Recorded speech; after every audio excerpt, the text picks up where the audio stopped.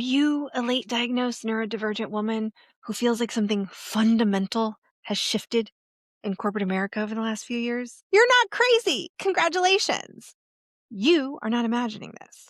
And I think it hits even harder for those of us who are late diagnosed and coming to terms with how awesome we actually are. Because we were sold stability in exchange for obedience and compliance. And that deal is over. Hi, I'm Courtney, Chief Troublemaker, Leadership Advisor for difficult women just like me. And I want to talk about what I'm seeing in corporate America because that has been my entire career, right? I was sold this idea that I should get a degree in business because it opened up doors for me. I ended up getting a job in sales and marketing and chasing the tech dream in Silicon Valley because it seemed like that was the best way to make money and be an independent woman who could take care of herself. And so I did that. And I thought I did it right because I went into these tech jobs in the Silicon Valley with this idea of I'm going to go into stuff I care about. I'm going to get into HR tech. Like my first big tech job was at Indeed. Helping people get jobs, that sounds amazing. What poor, sweet, naive little Courtney didn't realize back then is that that was all just branding, right? It was all in service of the venture capital groups out of the Silicon Valley. It was all for short-term profit. It was all part of the capitalist machine. And when the rubber hit the road, which we're seeing now in 2026, when things get hard, they abandon their values. I got to see that in the microcosms of all of these like best tech places to work because I worked in revenue. I worked on the sales side. So you just weren't really a person. You were a number on a dashboard. So I got to see this up close and personal. I was also a fat woman, a loud woman, an undiagnosed ADHD woman. God, I pissed off so many people. And I learned a lot. Right? And what I'm seeing now is just it's almost like they're stopping pretending, right? They did such a bad job building DEI stuff that was obviously just checkbox and not investing into any real structural change because it would impact their profit and their bottom line short term. And all they care about is short term, even though long term it would have been better for them. But I digress. So now we're seeing this shift of, well, we don't even have to pretend to care anymore.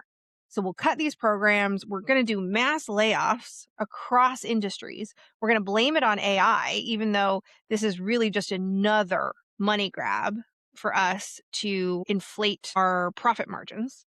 And this idea that you should be thankful if you still have a job where you're now taking on 4 other people's responsibility for the same pay, not sleeping at night, having panic attacks, having physical health problems as a result of the stress from your job.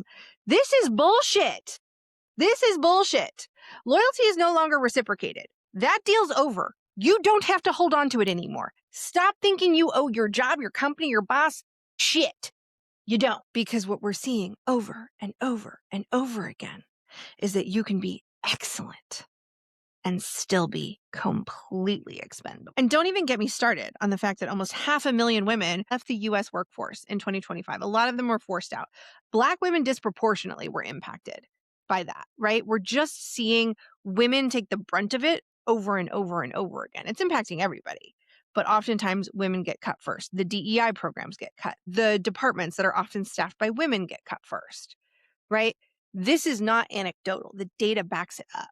And for neurodivergent women, this hits even harder because we have wildly tuned pattern recognition and justice sensitivity. So we feel crazy, especially if we haven't been diagnosed yet. We start to feel crazy. We're getting gaslit. And there's this moral incongruence that is so hard to ignore. And it's just getting harder and harder. And for those of us that have gotten our diagnoses, that have done the work, there's like a rupture where you're like, I can no longer stand for this. I can no longer participate in this. But where do I go? What do I do?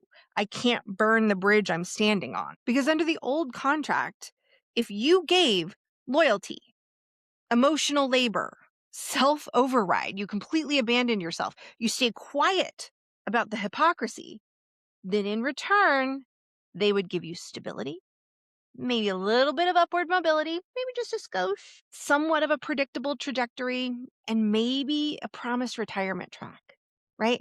That was the agreement. It wasn't written down, but it was culturally understood.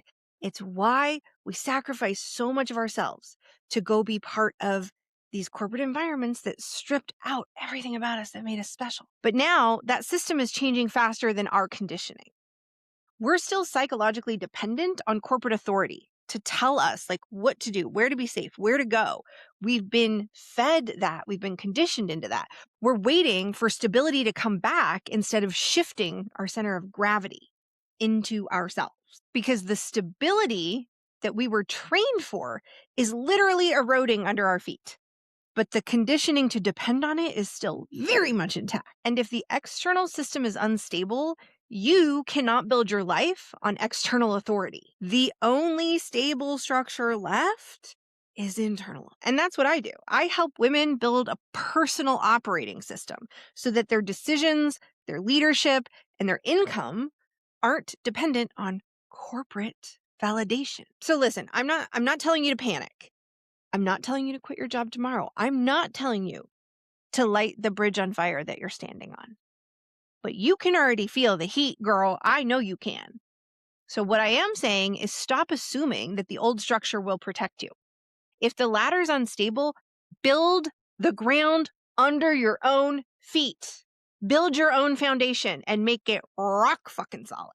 And if you're ready to design that ground intentionally, that's what I do in my flagship program called Build Your Posse. Because every baddie needs a posse.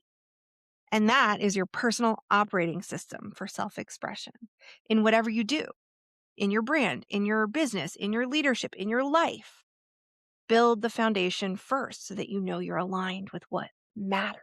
Want to learn more about how to build your posse? I'm including some info in the link below. Come cause some trouble with me.